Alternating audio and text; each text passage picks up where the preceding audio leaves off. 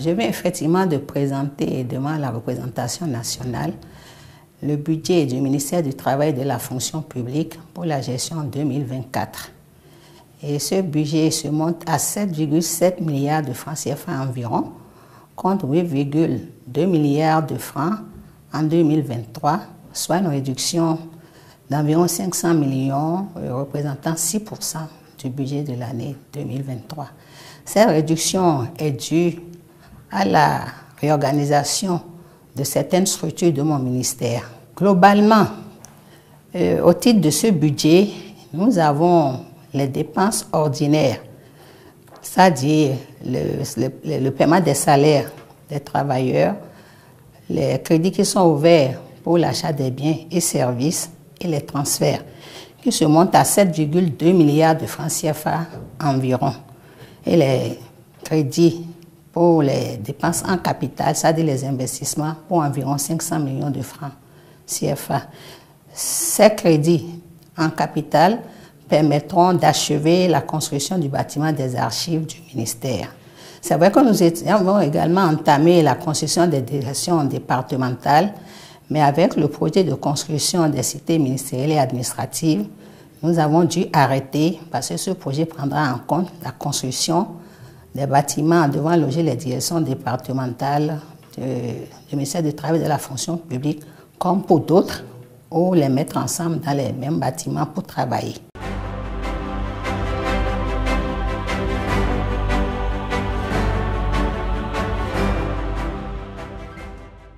Vous savez, au titre du programme d'action du gouvernement 2, nous avons, à l'instar des autres départements ministériels, des projets dont l'exécution est à notre charge et des réformes dont nous devons poursuivre la mise en œuvre. Au titre des programmes, nous en avons deux. Nous avons le premier, le plus important, c'est le programme d'appui à la modernisation de la gestion des ressources humaines de l'État, qui est un projet phare que nous devons conduire avec célérité en 2024. Nous avons également le projet d'appui à la modernisation et la restructuration de l'administration, parce que nous devons aussi moderniser notre administration pour en faire désormais une administration de développement, une administration qui porte le développement de notre pays. Nous en sommes là déjà, puisque vous savez, il y a beaucoup de services qui sont dématérialisés. Nous travaillons également sur la numérisation.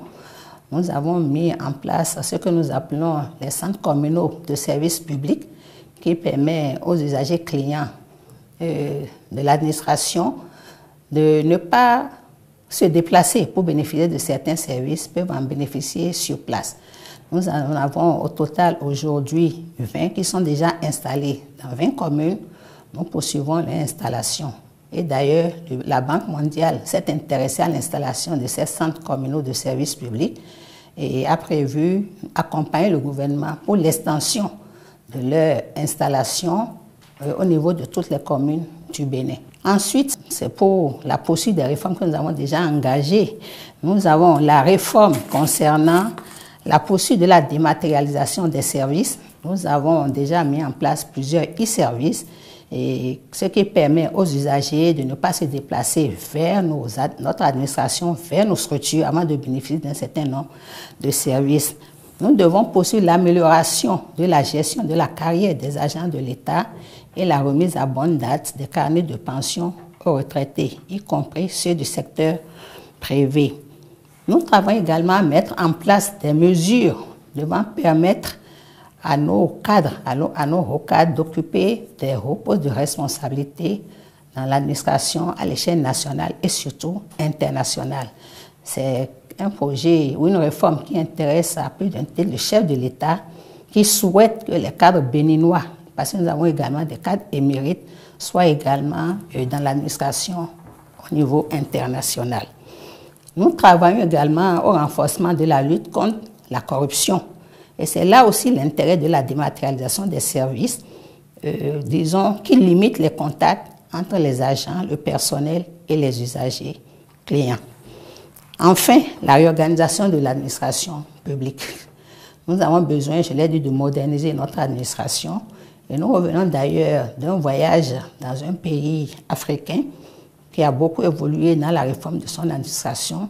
Nous sommes allés nous inspirer de cela pour moderniser notre administration. Et là-bas, nous avons quand même beaucoup appris. Et nous espérons que d'ici 2025, notre administration va présenter un nouveau visage, un visage d'une administration moderne. Et on va se battre pour.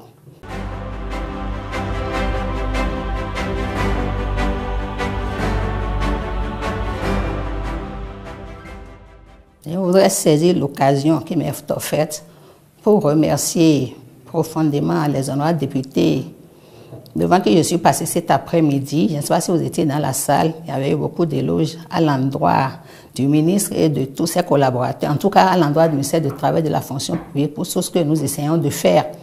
Mais nous n'allons pas nous en arrêter en si bon chemin. Nous allons continuer les réformes que nous avons engagées et que nous espérons conduire jusqu'à leur terme. Mon sentiment personnel, c'est que les députés sont assez satisfaits des explications que j'ai données. J'avais les réponses pratiquement à toutes ces questions. Et nous allons travailler à donner davantage de satisfaction aux députés, aux populations, ainsi qu'aux usagers clients de notre administration.